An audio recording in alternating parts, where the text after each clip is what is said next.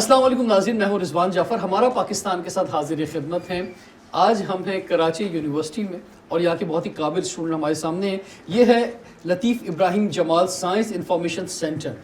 اور ہمارے ساتھ آج گیسٹ ہیں the one and only Pakistan کی ایک ایسی شخصیت جنہوں نے دنیا بھر میں پاکستان کا نام روشن کیا، ڈاکٹر عطاء الرحمان صاحب. سر السلام علیکم. وعلیکم السلام. ڈاکٹر صاحب کو آپ سب جانتے ہیں، لیکن پھر بھی میں ایک دفعہ ذکر ضرور کرنا چاہوں گا کہ آپ کو جو ہمارے 4 سول ایوارڈز ہیں وہ آپ کو ملے: تمغہ امتیاز، ستارہ امتیاز، ہلال امتیاز اور ہائیسٹ نیشنل سول ایوارڈ نشان امتیاز 2002 میں.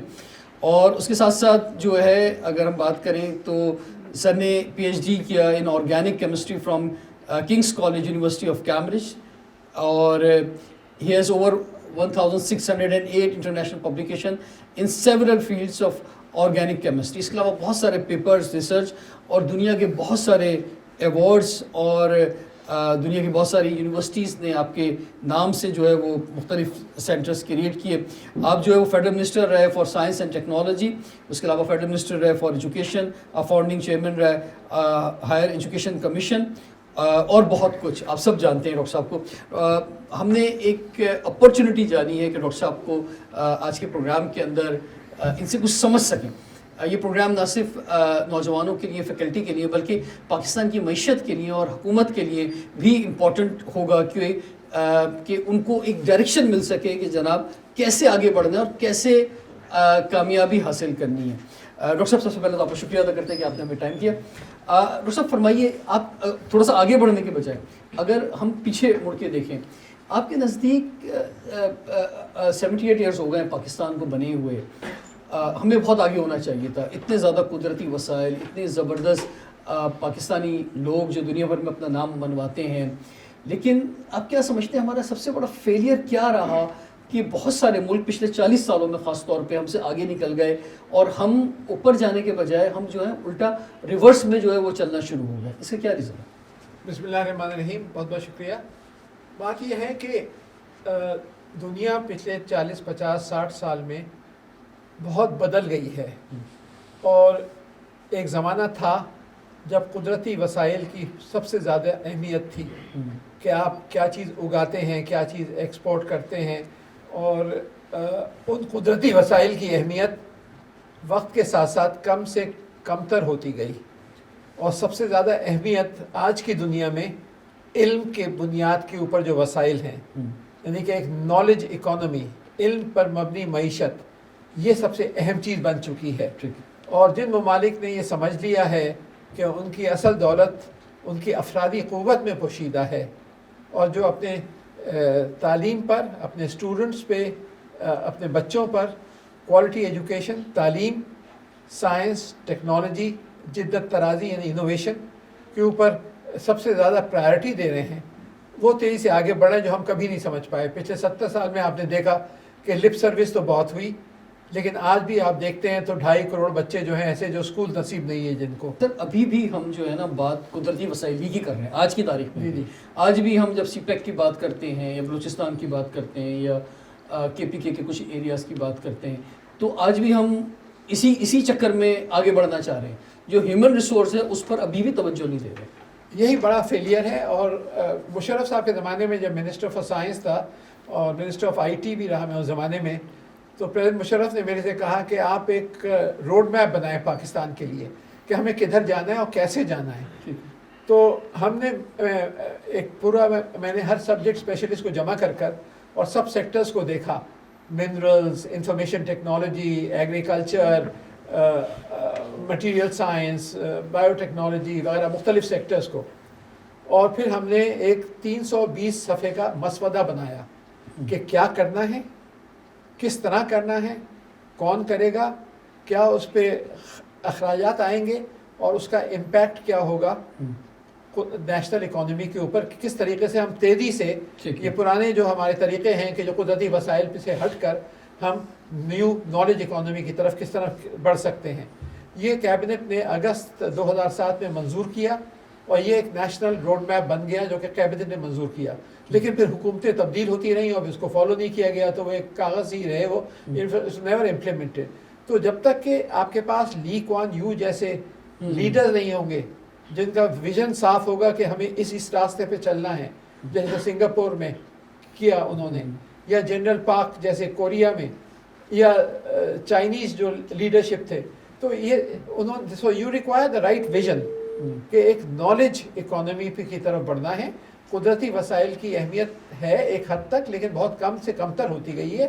اگر ایک سینٹنس میں آپ پوچھیں کہ پاکستان کی پالیسی کیا ہونی چاہیے ڈیولپمنٹ کی، تو ایک سینٹنس میں یہ کہوں گا the ability to manufacture and export high technology goods, کہ قدرتی وسائل آپ ایسے پہ صرف زور نہ دیں بلکہ ایسی صنعتیں بنائیں یہاں پر جو ہائی ٹیکنالوجی کی ہوں، اور ہائی ٹیکنالوجی کا مطلب ہائی ویلیو ایڈڈ اور ایکسپورٹ اورینٹڈ ہوں. وہ کیا صنعتیں ہیں وہ اس پہ ہم آئیں گے سر، فیوچر کی طرف ہم آگے بڑھیں گے، لیکن میں تھوڑا سا پیچھے سے آنا چاہتا ہوں. ڈاکٹر صاحب یہ فرمائیں کہ یہ جو وجہ ہے جو ہم بھی اکثر اپنے پروگراموں میں تلاش کرنے کی کوشش کرتے ہیں، یہ اس کا تعلق کیا اس زمین سے ہے کہ یہ جو ریجن جہاں پاکستان بنا، یہاں پہ باہر سے لوگ ہی آ کے جو ہے وہ قبضہ کرتے رہے یا حکومتیں کرتے رہے، چاہے وہ افغان سے آئے ہوں، چاہے وہ برٹش ہوں، چاہے کہیں سے آئے ہوں. اس ریجن کے لوگوں نے کبھی حکومتیں کی نہیں، یہ ہمیشہ غلام رہے. اور جب یہ پاکستان بن گیا تو یہاں جو لوگ پھر اس کے بعد جن کو اقتدار ملا، انہوں نے سوچا کہ ہم پاکستان کی عوام جو ان کو ہم غلام بنائیں گے. وہ مائنڈ سیٹ وہی چلتا رہا. یہ بنیادی طور پہ غلامی اور بادشاہت کا تصور ہے جس کی وجہ سے ہم نے ایک انڈیویژل کو جو فیسلٹی دینی چاہیے تھی وہ ہم نے نہیں دی. تو یہی وجہ ہے کہ چند لوگ یا چند خاندان ملک کے تمام وسائل پر قابض ہو کے کرپشن کے ذریعے یا کسی بھی ذریعے سے جو ہے وہ اپنے آپ کو تو بڑا کرتے چلے گئے، لیکن ایک عام آدمی بھی توجہ نہیں دے سکے. یہ بہت اہم چیز ہے جو آپ نے کہی ہے، اور یہ جو جاگیردارانہ سوچ ہے جو کہ پینیٹریٹ کر گئی ہے اور ہر صوبے کے اندر یہ موجود ہے، اس کی وجہ سے ہم نے ترقی نہیں کری. آپ دیکھیں کہ کتنی مشکل سے لوکل باڈیز الیکشن کرائے گئے، سپریم کورٹ نے ڈیسیجن دیے، پھر بھی لوکل باڈیز جو ہیں خالی نام کی رہی، اور کبھی پیسہ جو ہے وہ لوکل باڈیز کو نہیں دیا گیا یا بہت کم دیا گیا. سارا جو ہے وہ اوپر رکھ لیا جاتا ہے اور کرپشن کی نظر ہو جاتا ہے. تو جو ہمارا جو سوچ ہے وہ یہی رہی، جیسے آپ نے کہا کہ ایک فیوڈل مائنڈ سیٹ، کہ ایک شاہانہ نظام کے کچھ لوگ جو ہیں وہ طاقتور سے طاقتور زیادہ ہوتے جائیں اور باقی عوام کی کسی کو فکر نہیں رہی، جس کی وجہ سے. دوسرا یہ ہے کہ کبھی اسٹیبل پولیٹیکل سسٹم نہیں رہا، کہ کبھی آرمی آ رہی ہے اور مارشل لاء لگ رہی ہے، تو کبھی سویلین آ رہے ہیں اور کرپشن جو ہے کہ انتہا ہو رہی ہے، اور پھر وہ آپس میں پنگ پونگ گیم ہوتا رہا اور ملک اسی چکر کے اندر آپس میں ہی تباہ ہوتا رہا. اور یہی وجہ ہے کہ آپ کی $30 ارب ہے اور بھیک کا پیالہ ہے، اور آپ IMF کے پاس ہر سال اللہ کے واسطے بھیک دے دیجئے. سعودی عرب کے پاس چلے جاتے ہیں، IMF کے پاس چلے جاتے ہیں. IMF نے کیا کیا؟ آپ کا گلا گھونٹ دیا. کس طرح کہ آپ کے جو صنعتیں ہیں اس کے پرائسز جو ہیں بجلی کی وہ 60-70 روپے فی یونٹ کر دی.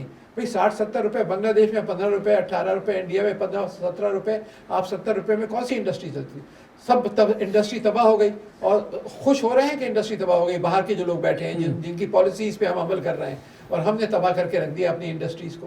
تو مسئلہ یہی ہے کہ ہمارے پاس صحیح لیڈرشپ اور صحیح، آج کی دنیا اصل میں ٹیکنوکریٹس کی دنیا ہے، جو ایکسپرٹس ان آل فیلڈس. ایگریکلچر کی منسٹری میں جو منسٹر اور سیکرٹری ہیں وہ ٹاپ ایکسپرٹس ہونے چاہیے صنعت کے اندر، جو زراعت کے اندر طاقت بھی ہونی چاہیے، پاور بھی ہونی چاہیے. اب دیکھیں نا کوریا نے کیا کیا، اپنے منسٹر آف سائنس کو ڈپٹی پرائم منسٹر کا درجہ دے دیا. Minister of higher education and science in Korea deputy prime minister ہیں. کیا وجہ؟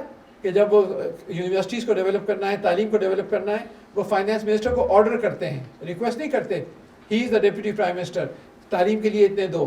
یہ ویژن ہے ممالک کا، جس کی وجہ سے یہاں جو عہدوں پہ لوگ بیٹھے ہوئے بھی ہیں، کوئی منسٹر بھی بن جاتا ہے، کوئی سیکٹری بھی بن جاتا ہے، یا انسٹیٹیوشنز بنا دیے جاتے ہیں، اس کی کوئی DG بھی بن جاتا ہے، کوئی چیئرمین بھی بنا دیا جاتا ہے. لیکن مجھے ایسا محسوس ہوتا ہے جب میں بھی ان سے ملتا ہوں کہ شاید سب کوئی ایٹھاگزم کا شکار ہے، سب کوئی ٹیمپریری بیسس پر ہیں. سب سمجھتے ہیں، یعنی کوئی اس عہدے پہ ضرور بیٹھا ہوا ہے لیکن اون نہیں کر رہا اس کو. اگر اس کے بعد چلو ایکسپرٹی اتنی نہیں بھی ایکسپرٹی حاصل کی جا سکتی ہے آج کے ٹیکنالوجی کے دور میں, ایکسپرٹس کو جمع کیا جا سکتا ہے, کوئی پینل بنایا جا سکتا ہے کہ چلیں آپ کے پاس آپ منسٹر بن گئے, آپ کے پاس آپ ٹیکنوکریٹ نہیں ہے سیاسی طور پہ آپ آئیں, لیکن آپ اس میں ایکسپرٹس کو لا سکتے ہیں.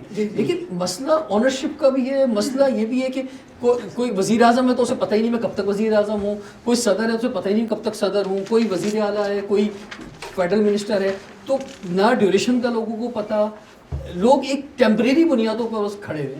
دیکھیے ہوا یہ, میں جو آپ نے کہا اسی کو میں آگے بڑھاتے ہوئے بات کو, کہ مشرف صاحب نے کیبنٹ میں کہا کہ ہمیں تعلیم یافتہ لوگ ہونے چاہیے جو کہ پروونشل اور فیڈرل سیکرٹریز بنے, منسٹرز بنے وغیرہ وغیرہ, اور جو ہمارے پارلیمنٹس میں آئے. تو کیبنٹ میں میں بھی تھا اس وقت, وہاں پہ اس کا ڈسکشن ہوا. میں نے کہا تھا کم از کم ایم ایس سی یا پی ایچ ڈی ہونے چاہیے. وہاں پہ ڈسکشن ہوا, کہنے کہ نہیں کم از کم بی ایس سی تو رکھو. چلو B A B S C رکھو. انہوں نے ایک شرط لگا لی کہ بیچلرز ڈگری ہونی چاہیے. نتیجہ کیا نکلا کہ جو آپ کے پروونشل اور فیڈرل گورنمنٹ کے جو 1100 یا 1200 پارلیمنٹیرینز تھے, ان میں 250 کی ڈگریاں جعلی تھیں. اور ایک چیف منسٹر کہتے ہیں ڈگری تو ڈگری ہوتی ہے, جعلی ہو تو کیا ہوا. تو یہ ان کا ایٹیٹیوڈ تھا.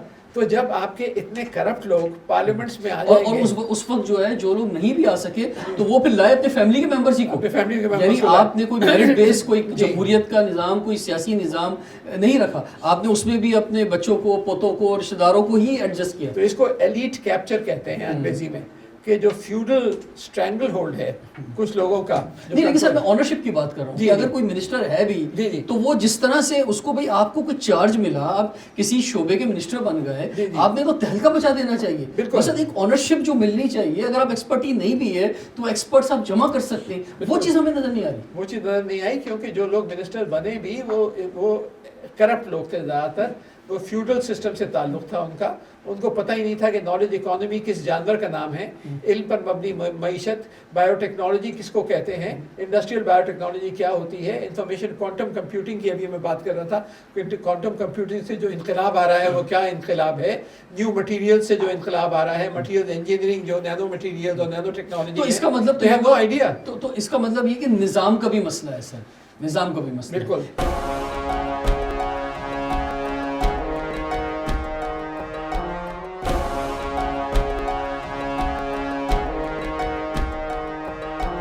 کہ کیا صدارتی نظام اس لحاظ سے پھر بیسٹ ہوگا کہ اگر صدارتی نظام میں کوئی بھی ملک کا سربراہ بنتا ہے, ہم امریکہ میں دیکھتے ہیں ایک صدارتی نظام موجود ہے, اس کے بعد جو شعبے ہیں یا انسٹیٹیوشنز ہیں اس میں اس شعبے کے ایکسپرٹس لا کے جو ہے وہ رکھا جائے. اگر صدارتی نظام آ جاتا ہے تو یہ الیکٹیبلز, جاگیردارانہ نظام, یہ صوبوں کی حکومت, یہ ساری چیزیں ختم ہوں گی. ایک اوپر جو ہے ٹاپ لیول پہ ایک صدارتی نظام ہو اور نیچے جو ہے صوبائی حکومتیں نہ ہوں بلکہ لوکل گورنمنٹ سسٹم ہو بس.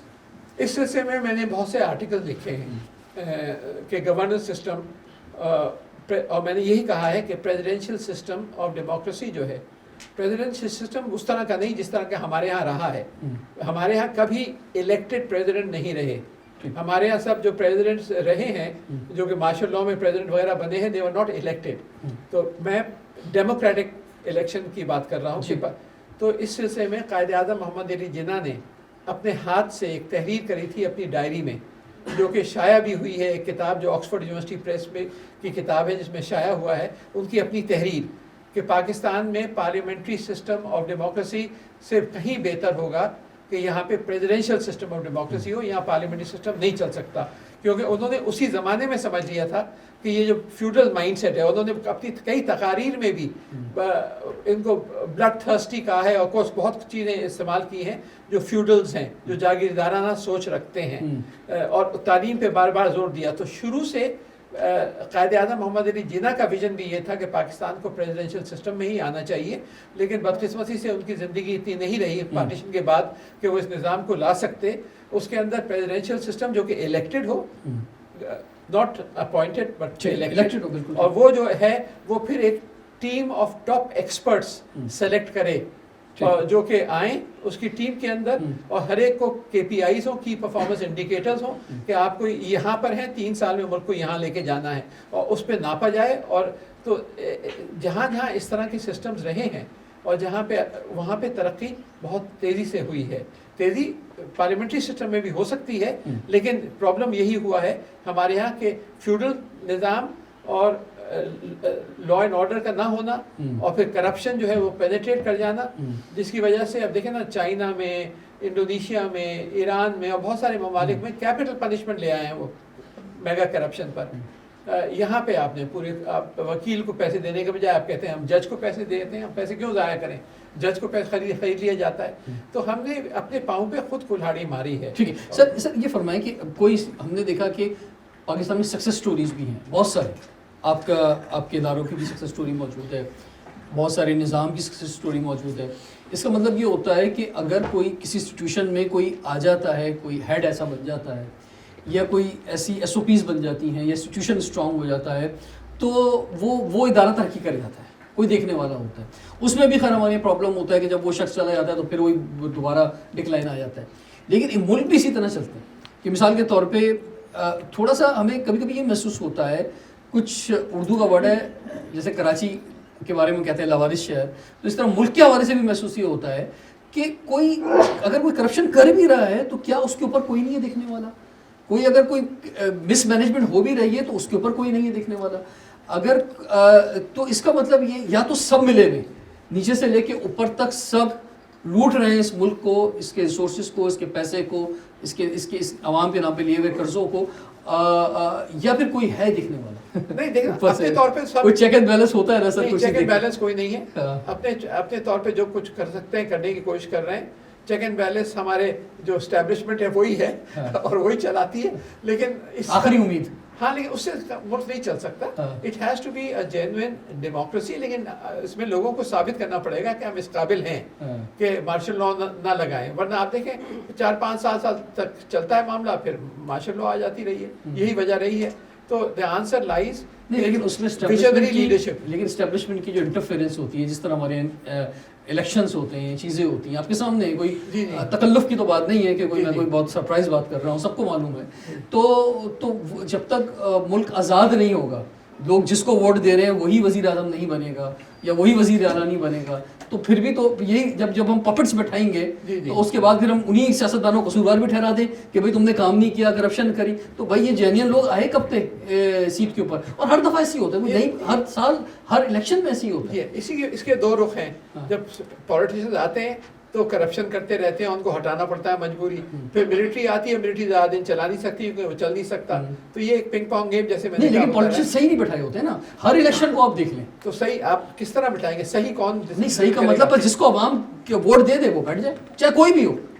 लेकिन उसके लिए आपको क्वालिफिकेशन डालनी पड़ेगी कि जो अवाम उनको वोट दें, जो मिनिमम एलिजिबिलिटी क्वालिफिकेशंस, जैसे कि नहीं वो तो आप जो इलेक्शन कमीशन है वो तो SOP क्रिएट करे ना, वो तो उनको खड़ा ही ना होने दे फिर इलेक्शन के अंदर। जब एक दफा कैंडिडेट खड़ा हो गया, चाहे जो भी है तो उस जिसने अवाम ने जिसको वोट दे दिया तो वो तो आना चाहिए। जब एक इलेक्शन ही हमारे सही नहीं होते हर दफा, सर ये एक दफा की कहानी नहीं है। जो अच्छा दिलचस्प बात ये होती है कि अभी जो आए हुए हैं उनसे आप पूछें कि भाई आप जो है वो गलत आए हुए हैं, तो वो लॉजिक ये देते हैं कि भाई पहले जो इलेक्शन हुआ उसमें हम सही थे तो दूसरा आ गया था।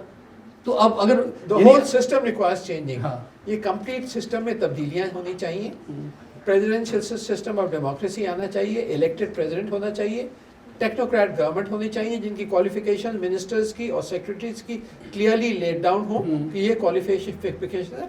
आजकल इल्म के पर मबनी मईशत का ज़माना है, ताकि ये लोग जो है पाकिस्तान को तेज़ी से एक एग्रीकल्चरल इकोनॉमी से लेकर नॉलेज इकोनॉमी की तरफ तेज़ी से ले जा सकें। This is what is required, this can be done, ये अभी भी हो सकता है। और मुझे उम्मीद है कि 28वीं अमेंडमेंट और 29वीं अमेंडमेंट में ये करना चाहिए इनको कि change the system of governance, तो कि people who are highly qualified.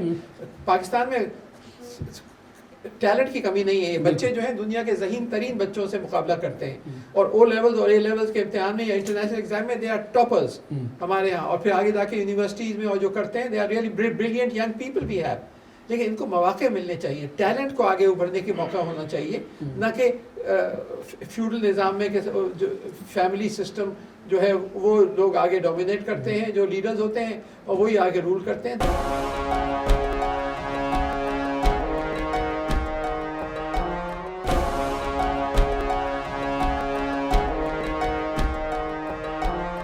یہ جو 18ویں ترمیم آئی اور اس میں صوبوں کو بہت زیادہ امپاور کر دیا گیا اور سارا پیسہ صوبے کے پاس چلے جاتا ہے، واقعی پاس تو آخر میں کچھ نہیں بچتا ہے، تو یہ پروونسز کی تعداد بڑھا دینی چاہیے. میں بس مجھے پولیٹیکل بات میں کر رہا ہوں، لیکن یہ پولیٹیکل سے زیادہ ایڈمنسٹریٹو بات ہے کہ لوگوں کو ان کے رائٹس ملیں، ان کے جو آج مسائل ہیں بنیادی طور پہ وہ حل نہیں ہو رہے ہیں. تو آپ سمجھتے ہیں کہ پاکستان میں زیادہ صوبے بننے چاہیے؟ یقیناً زیادہ صوبے بننے چاہیے. ہمارے یہاں 25-27 اور لسانی بنیاد پہ نہیں بننے چاہیے، بلکہ اس طرح کے بننے چاہیے تاکہ مکسچر پیدا ہو، آپس میں ریلیشن شپس پیدا ہوں. یہ نہیں کہ پنجاب کے اندر مکسچر ہو، آپس میں مل کر صوبے بننے چاہیے. 25-30 صوبے اس ملک میں آسانی سے بن سکتے ہیں. اگر پاپولیشن دیکھیں ہماری 1947 میں کیا تھی اور آج کیا ہے، تو اس کے حساب سے صوبے یقیناً بننے چاہیے. اور لیکن ساتھ کے ساتھ پیرالل میں بہت ساری چیزیں کرنی پڑے گی. سسٹم آف گورننس صحیح کرنا پڑے گا، انوویشن کو، جدت ترازی کو سینٹرل جگہ دینی پڑے گی. Private sector research and development کو دیکھیں، China, Hindustan, Taiwan, Korea, private sector research and development کتنی ہے؟ 50 to 70% of the total R&D expenditure جو پورا ریسرچ اینڈ ڈیولپمنٹ میں خرچ ہوتا ہے، اس کا آدھے سے زیادہ پرائیویٹ سیکٹر کنٹریبیوٹ کرتا ہے ان آل دیز کنٹریز. انڈیا میں 30% ہے، باقی جگہ 50 to 70% ہے. پاکستان میں کیا ہوتا ہے؟ 0.3%. 50% کر رہا ہے کوریا اپنے R&D کا، ہم 0.3. پرائیویٹ سیکٹر R&D ہے ہی نہیں. That is the single biggest missing gap جو ہمارے پاس ہے، کہ جو پرائیویٹ سیکٹر جو ہے وہ پرانی ٹیکنالوجی لے کے پرانے میں لگا رہے ہیں، ریسرچ اینڈ ڈیولپمنٹ کی طرف دیکھ ہی نہیں رہے. ایک دفعہ مجھے، جب میں منسٹر تھا تو مجھے انوائٹ کیا چائنا میں، تو شینزن جو ان کا نیا شہر ہے اس میں گیا. وہاں ہواوے کے ہیڈ کوارٹرز گیا. ہواوے کے چیئرمین میرے سے ملے. پتہ چلا کہ ان کی 2/3 افرادی قوت جو ہے وہ ریسرچ سائنٹسٹ اور انجینئرس کی ہے، اور صرف 1/3 ایڈمنسٹریشن کی ہے. تو that is the reason that is driving forward. آج انٹرنیشنل پیٹرنس چائنا کے امریکہ سے زیادہ ہیں. آج جو انویسٹمنٹ چائنا کر رہا ہے in terms of research and development, وہ امریکہ سے زیادہ ہے، اور بہت سارے میدانوں میں پیچھے چھوڑ دیا ہے. تو ماڈلس ہیں ہمارے پاس، چاہے وہ سنگاپور ہو، چاہے وہ چائنا ہو، چاہے کوریا ہو. ہمیں خالی لیڈرشپ چاہیے جو کہ سمجھے کہ this is the path to progress, that in them lies our future. ہمارا فیوچر گھاس پھوس اگانے سے نہیں ہوگا. کاٹن اگا لیں یا ٹیکسٹائل بنا لیں، that is very low value. دنیا کی پوری دنیا کے مارکیٹ دیکھیں، 6% از ٹیکسٹائلس. آپ کی export 60% low value added textile میں. کہاں پر ہیں آپ؟ آپ کو انجینئرنگ گڈس میں، فارماسیوٹیکلز میں، ویکسینس کے اندر، مٹیریل سائنس میں، انفارمیشن ٹیکنالوجی، آرٹیفیشیل انٹیلیجنس، اتنی ساری فیلڈز ہیں، they are all high value added. Defence goods ہیں، وہاں آپ زیرو ہیں. ڈیفینس گڈ میں تھوڑا بہت ہے. جنرلی آئی ٹی کے اندر اب 3 ارب ہے ڈالر، لیکن انڈیا کا 150 ارب ڈالر، آپ کا 3 ارب ڈالر، وہ بھی کوئی خاص ہمیں خوش ہونے کی بات نہیں ہے. تو آپ نے کبھی، آپ کا جو سمت ہے وہ غلط رہی ہے. آپ کو سمت صحیح کرنی پڑے گی، اور اس میں تعلیم اور ساتھ کے ساتھ تربیت دونوں ساتھ لے کے چلنا پڑے گا.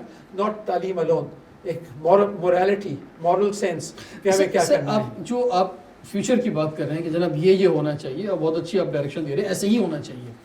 لیکن اگر میں آج پریزنٹ کی بات کروں، میں پاسٹ کو بھی چھوڑ دوں، میں پریزنٹ کی بات کروں، ایسا محسوس ہوتا ہے کہ نوجوانوں میں خاص طور پہ، اور اوور آل ہم کہیں بھی جاتے ہیں، ایک شخص جو بس میں سفر کر رہا ہے، ایک شخص جو موٹر سائیکل پہ کوئی جا رہا ہے، ایک شخص جو رکشے میں سفر کر رہا ہے، ایک شخص جو گاڑی میں جا رہا ہے، یا ایک شخص جو بہت ہی بڑی گاڑی میں جا رہا ہے، کسی کے اندر امید نظر نہیں آتی اس ملک سے. یہ بڑا عجیب صورتحال ہے کہ لوگ جو ہیں وہ یقین نہیں کر پا رہے، کانفیڈنس نہیں کر پا رہے پاکستان کی حکومت اور ریاست کے اوپر کہ کل ہم ترقی کر جائیں گے. اور یہی وجہ ہے کہ ہمارا جو برین ڈرین جو ہو رہا ہے وہ بھی اس کی ایک بڑی وجہ. دیکھیے تقریباً سن 2023 میں 4.5 لاکھ افراد باہر مائیگریٹ کر گئے Pakistan. Young people 450,000 in 1 year. اس سے اگلے سال 2024 میں تقریباً 5 لاکھ، اس سال تقریباً 5.5-6 لاکھ. بہت بڑے لیول کے اوپر اس ٹیلنٹ کی مائیگریشن ہو رہی ہے. کوئی بھی ملک کی سے زیادہ بدقسمتی نہیں ہو سکتی زیادہ کہ اس کا سب جو ینگ لوگ ہیں، جو افرادی قوت ہے، جو سب سے بہترین دماغ ہیں، وہ چھوڑ کے دور چلے جائیں. یہی صنعتوں کی حالت ہے. صرف بڑی انڈسٹریز تو کچھ آپ کی چل رہی ہیں جو بڑی انڈسٹری ہیں، لیکن میڈیم اینڈ اسمال انڈسٹری جو ہے ملک میں تباہ ہو گئی ہے. اور تباہ اسی وجہ سے ہوئی ہے کہ آپ نے خود IMF کے چنگل میں آ کے آپ نے ریٹس بڑھا دیے. سر میں ہر ہفتے جو ہے وہ جاتا ہوں یونیورسٹیز کے اندر. مجھے آپ کوئی پوائنٹ بتا دیں کہ میں کھڑے ہو کے یعنی کہ نوجوانوں سے جب بات کرتا ہوں تو میں انہیں کو امید دے دوں کہ بھائی یہ امید ہے اور آپ سب اس ملک سے امید رکھیں ملک ترقی کرے. ابھی کچھ ہے ایسی چیز, کچھ ہوپ دے سکتے ہیں؟ امید جو ہے اس میں وہاں آپ خود بیٹھے ہوئے ہیں یہاں پر. یہ جو سینٹر ہے international centre for chemical and biological sciences, اس میں میں نے زندگی لگائی ہے, ڈاکٹر رضا بیٹھے ہیں, ہمارے فیکلٹی ممبرز بیٹھے ہیں. آج کہاں پہنچا, انہی حالات میں پہنچا نا. کیا امید ہے؟ یہ یونیسکو سینٹر آف ایکسلنس ہے, یہ WHO کا سینٹر آف ایکسلنس ہے, یہ ٹواس سینٹر. لیکن اس سے کتنے نوجوان وابستہ ہیں؟ ٹواس سینٹر آف ایکسلنس ہے. 34 سول ایوارڈ مل چکے ہیں اس سینٹر سے, 34 سول ایوارڈ, جس میں 1 نشان امتیاز ہے, 5 ہلال امتیاز ہیں, 13 ستارے امتیاز ہیں. تو ایک بیکن آف لائٹ ہے. اور ہم نے مل کر اسٹوڈنٹس, فیکلٹی, ٹیکنیشینس, سب نے مل کر ایک ٹیم ورک ایفرٹ رہی ہے. چاہے وہ ڈاکٹر سلما صدیقی ہو, چاہے ہم ہو, جو کچھ ہم نے کیا اس کے نتیجے میں ایک ادارہ ہے جہاں 120 جرمن اسٹوڈنٹس آ چکے ہیں اس میں کیمسٹری پڑھنے اور ریسرچ کرنے. مغرب کے لوگ اس کو یہاں بھیج رہے ہیں. ہم یہاں کر سکتے ہیں, اس یونیورسٹی کے اندر کر سکتے ہیں, تو دوسری جگہ کیوں نہیں کر سکتے؟ ایک امید ہی کرن. دوسری امید ہی کرن میں نے نئی یونیورسٹی قائم کی ہے, پاکستان آسٹرین یونیورسٹی ہزارہ میں. دس is the Pakistan first government university, پہلی گورنمنٹ کی یونیورسٹی ہے. ابھی 4 سال ہوئے ہیں, 5000 اسٹوڈنٹس ہیں, لیکن اب پیسوں کی حکومت پاکستان سے ضرورت نہیں رہی. ہم نے کہا خود سیلف ریلائنٹ ہو. آج جو ہے 9 ارب روپے کا پروجیکٹ تھا, 2 ارب روپے ہم نے واپس کر دیے حکومت کو, صرف 7 ارب روپے میں کمپلیٹ کیا ہے. تو امید ایسے پاکٹس آف ایکسلنس پورے ملک میں موجود ہیں, لیکن اس کو باہر سے آ کے امریکن یا یورپین یا جرمن نہیں بنائیں گے. اس کو ہمیں, آپ کو, مجھے ہی بنانا ہے. ہمیں ہی اپنی زندگیاں یہاں لگانی ہیں, اور ہمارے یہاں ڈیڈیکیٹڈ آنیسٹ لوگوں کی کمی نہیں ہے. ہمیں اس ملک کو یہیں پہ رہ کے بڑھنا ہے. باہر جانا از ناٹ دی آنسر کہ آپ چھوڑ کے چلے جائیں. آپ یہیں پہ رہیں, لڑیں, کوشش کریں, محنت کریں, سیکھیں, اور پھر اس علم کی روشنی کو پھیلائیں. تو یہ ملک جو ہے تبدیل ہو سکتا ہے, لیکن ہمیں تبدیل کرنا ہے. مجھے کرنا ہے, آپ کو کرنا ہے, آپ کو کرنا ہے, آپ کو کرنا ہے, اور یہ سب جو بیٹھے ہیں ان کو کرنا ہے, اور یہاں رہ کے کرنا ہے. اور اس کو ایک جہاد کے طور پہ لینا ہے کہ آپ اور ہم جو ہے مل کے کام کریں گے, کوشش کریں گے, تو اسکائی از دا لمٹ. اللہ تعالیٰ مسبب الاسباب دروازے کھولتا جاتا ہے. اللہ تعالیٰ نے جہاں بھی میں نے کوشش کی, الحمدللہ اللہ تعالیٰ نے کامیابی دی. تو چینج ہو سکتی ہے, اور چینج ہم نے کر کے دکھائی ہے, اور آج بھی کر کے دکھا رہے ہیں. لیکن اس میں یو ہیو ٹو, یہ جو ہے کہ یہاں کچھ نہیں ہو سکتا, یہ سب غلط ہے. I don't agree with that policy. Sir آپ کو بہت زیادہ انٹرنیشنل ایکسپوجر ہے. جی جی. آپ کیا سمجھتے ہیں کہ, اور نوجوانوں کو کیا کہنا چاہیں گے کہ نہ جائیں ملک سے باہر, پاکستان میں رہیں؟ میں یہ کہنا چاہوں گا کہ آپ کی اسی مٹی میں آپ کو جینا ہے, اسی مٹی میں آپ کو مرنا ہے. یہ آپ کا ملک ہے, اور یہاں ہی آپ کو کوشش کرنی ہے. بیسٹ کیا پوسیبلٹی ہو سکتی ہے کہ آپ کو اگر جانا ہے تو آپ ہائر ایجوکیشن کے لیے چلے جائیں؟ وہ بہتر ہے. ضرور جائیں. آپ بھی گئے تھے سر, آپ نے بھی پڑھا. آپ ضرور جائیں باہر, سیکھیں, وہاں سے علم کی روشنی سے منور ہوں, پھر واپس آئیں ملک میں, اور پھر اپنے لیے نہ جیے, دوسروں کے لیے جیے. لیکن ایک سائز آف اکانومی بھی میٹر کرتا ہے نا. جب یہاں پہ اکانومی کا سائز نہیں بڑھ رہا, ایک وہ پیسہ جو ملنا چاہیے وہ نہیں مل رہا, ایک سائز آف اکانومی میٹر نا سر. دیکھیں نا, جب بجٹ نہیں ہے, چیزیں نہیں ہیں, تو کیسے اسٹے کریں گے اگر باہر سے پڑھ کے بھی. یہ ادارہ کس طرح ایوالو ہوا ہے؟ نہ بجٹ تھا, نہ پیسے تھے. یہ ادارہ بنا ہی ہے نا. آج 20 ریسرچ بلڈنگ ہے, 100 ایکڑ پہ واقع ہے. OIC نے اس کو بیسٹ سینٹر قرار دیا اسلامی دنیا میں کیمیکل سائنس میں. 2 دفعہ اسلامک ڈیولپمنٹ بینک کی پرائزز مل چکی ہیں. یہی رہ کے کیا ہے نا ہمیں. کیا وجہ ہے سر کہ ہماری یونیورسٹیز جو ہیں وہ ٹاپ 100 میں, ٹاپ 500 میں کہیں نظر نہیں آتی سر؟ جب میں تھا چیئرمین HEC تو ودن 6 ایئرس 2008 میں جب میں نے ریزائن کیا تو ہماری 5 universities Times Higher Education UK کی رینکنگز میں ٹاپ 300, 400 اور 500 میں آ گئی تھیں, جس میں نس جو تھی وہ 370 پہ تھی. اسی طرح کامسیٹس تھی, اس طرح UET لاہور تھی. تو there were 5 such universities. پھر سلپ ہو کے باہر ہو گئی. کیا وجہ؟ میں نے بلڈنگوں پہ پیسہ خرچ نہیں کیا, میں نے اسکالرشپس پہ پیسہ خرچ کیا. یونیورسٹیز خوبصورت عمارتوں کا نام نہیں ہوتا, خوبصورت دماغوں کا نام ہوتا ہے. 11,000 بچوں کو باہر بھیجا, ایک بچے پہ 3 سے 4 کروڑ روپے خرچ کرائے, اور پھر بہت ساری چیزیں کری کہ واپس آئیں. 97.6% ریٹرن ریٹ تھا. تو جو میں نے بتایا کہ انڈیا پریشان ہو گیا تھا, اور جو کچھ میں بتایا, تو اس کی وجہ یہی تھی. تو یہی یونیورسٹیز جو ہیں, یہ انہی کنڈیشن میں رہ کر ہماری پالیسیز کو تبدیل ہونا چاہیے. سندھ ایک ایسا صوبہ ہے جو کہ 44-45 ارب روپے خرچ کر رہا ہے ہر سال تعلیم پر. کوئی اور صوبہ نہیں خرچ کر رہا ہے جتنا سندھ خرچ کر رہا ہے. اب یہ جو پیسہ ہے, اس کا آدھا اگر ہیومن ریسورس ڈیولپمنٹ پہ خرچ کریں, کوالٹی ایجوکیشن باہر لے کے فیکلٹی کے اوپر خرچ کریں, اور ان کو ریسرچ انوائرمنٹ پیدا کریں, اور پھر لنک کریں صنعت کے ساتھ اور زراعت کے ساتھ, تو اس کا امپیکٹ جو ہے وہ اکنامک گروتھ کے اوپر بھی ہو سکتا ہے. لیکن تو you the funds are there but you need to have the right direction in order to move forward. ٹھیک ہے سر. یہ ہائر ایجوکیشن کی آپ بات کرتے ہیں, اس وقت ہم ہائر ایجوکیشن کے اندر سر کس جگہ پہ کھڑے ہوئے ہیں؟ ہماری جو پی ایچ ڈیز ہیں, کیونکہ میں کل سے ہم نے جب آپ کا ایک بینر پوسٹر جو سوشل میڈیا پہ ڈالا تو بہت سارے اسٹوڈنٹس جو آپ کے ماضی کے اسٹوڈنٹس ہیں یا جو پی ایچ ڈی کر رہے ہیں ان کے بھی کچھ کوسچنس آئے میرے پاس, جس میں زیادہ تر لوگوں نے کہا کہ آپ نے پی ایچ ڈی کو بہت مشکل بنا دیا ہے, 10 سال لگ جاتے ہیں پی ایچ ڈی کرنے میں, یا مثلا ہم کس جگہ پہ اس وقت کھڑے ہوئے سر ہائر ایجوکیشن؟ نہیں, بات صحیح ہے. Should not take more than 5 or 6 years to do a PhD. There is this problem. تو systems have to be improved. پہلے یہ تھا HEC نے میرے زمانے میں کہ ایم فل کر کے ایم فل کی تھیسس چاہیے نہیں ہوتی تھی, ڈائریکٹ کنورژن ہوتا تھا پی ایچ ڈی کا. پھر کسی کے دماغ میں یہ آئیڈیا آیا کہ پہلے ایم فل کی ڈگری لو, اس کے بعد دوبارہ اپلائی کرو, پھر پی ایچ ڈی میں رجسٹر ہو, 2 سال اس میں ایڈیشنل لگ جاتے ہیں. تو جو چیز ہونی چاہیے 5 سال میں آپ کو پی ایچ ڈی ہو جانی چاہیے آفٹر ایڈمیشن, وہ بڑھ کے اب 7, 8, 9 سال ہو جاتا ہے. تو دیٹ از کرول. تو اسی وجہ سے ہم نے اس ادارے کے اندر جتنے بچے ہیں جو پی ایچ ڈی کر رہے ہیں اور ایم فل ہیں, سب کو ہم وظیفے دیتے ہیں. یعنی کہ اب جو پی ایچ ڈی کر رہے ہیں ان کو 70,000 روپیز کے لگ بھگ ہوگا, اور جو ایم فل ہیں ان کو 35-40 ہزار کے رینج میں ہے. تو یہ ہر ایک کو ہم وظیفے دے رہے ہیں. ٹائم کتنا لگ رہا ہے؟ ٹائم 8-9 ایئرز ہی لگ رہے ہیں. نہیں, اب کم ہو گیا ہے. Now it is about 7 years اور 6.5 years میں اس کو کر کے ہمیں 5 سال 5.5 سال تک لانا ہے. لیکن ابھی بھی کیونکہ جب بنیاد ہے ان کی کمزور ہوتی ہے, جب وہ آتے ہیں تو جو ایم ایس سی ہوتے ہیں وہ بی ایس سی کا لیول کی بھی ان کا تعلیم نہیں ہوتی, تو وہ ہمیں فل کرنا پڑتا ہے گیپ, ایڈیشنل کورس ورک دینے پڑتا ہے, جس کی وجہ سے. لیکن normally 5 to 6 years P H D ہونا چاہیے. That is what our target should be and that is what we must achieve. بڑی اچھی اچھی باتیں ہو رہی ہیں. سر نے بھی بات کی یہ نالج بیس اکانومی, اور آپ نے بھی ایک بات کہی نا کہ 5 سائنٹسٹ کے نام نہیں آ رہے ہوتے اسٹوڈنٹس کو. اس سے ریلیونٹ ایک کمنٹ میں صرف یہ کرنا چاہوں گا کہ اب سول ایوارڈس کو دیکھتے ہیں, سائنٹسٹ کو, پروفیسرس کو بہت کم سول ایوارڈس مل رہے ہوتے ہیں. زیادہ تر ایوارڈس ان کو مل رہے ہیں جو فنکار لوگ ہیں یا جو معاشرے میں صرف انٹرٹینمنٹ کا کام کر رہے ہیں, تو وہی پھر رول ماڈل بنیں گے نا. اس لیے بس ایک چھوٹا سا کمنٹ تھا کہ گورنمنٹ کو اس کے اوپر بھی سوچنا چاہیے کہ سول ایوارڈس کس کو دے رہے ہیں. تو سر جب تربیت کی بات آتی ہے تو ہمیشہ خواتین کا نام آتا ہے, تو مجھے لگتا ہے کہ خواتین کی ایجوکیشن کے حوالے سے بھی بہت زیادہ جو ہے وہ کام کرنے کی ضرورت ہے. تو سر میرا یہ کویسچن ہے کہ how technology help in empowering women.